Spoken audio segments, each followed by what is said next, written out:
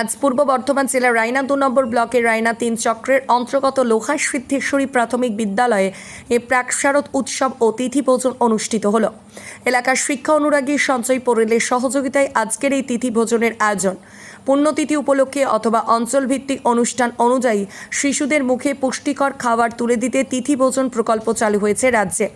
সেই প্রকল্পের কাজ স্কুল স্তরের পড়ুয়াদের মধ্যে খুব ভালোভাবে পালিত হচ্ছে রাজ্যের বিদ্যালয়গুলিতে। বিশেষ দিন বা অনুষ্ঠান উপলক্ষে তিথি ভোজন করানো হয় স্কুলগুলিতে।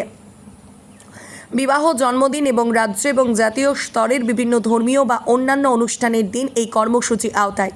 মিড ডে মিলের যে রোজকার খাবার তার বদলে এই দিনগুলিতে অন্য ধরনের ভিন্ন স্বাদের খাবার দেওয়া হয় পড়ুয়াদের। সেই অনুযায়ী আজ লোহাই সিদ্ধেশ্বরী প্রাথমিক বিদ্যালয়ে 101 জন ছাত্রছাত্রীদের নিয়ে তিথি ভোজন করানো হলো। এদিনে তিথি ভোজনের অনুষ্ঠানে উপস্থিত ছিলেন রায়না নম্বর 3 চক্রের অবর বিদ্যালয় পরিদর্শক দেবব্রত বন্দ্যোপাধ্যায়, বিদ্যালয়ের প্রধান শিক্ষক অভিজিৎ ভট্টাচার্য ও অন্যান্যরা।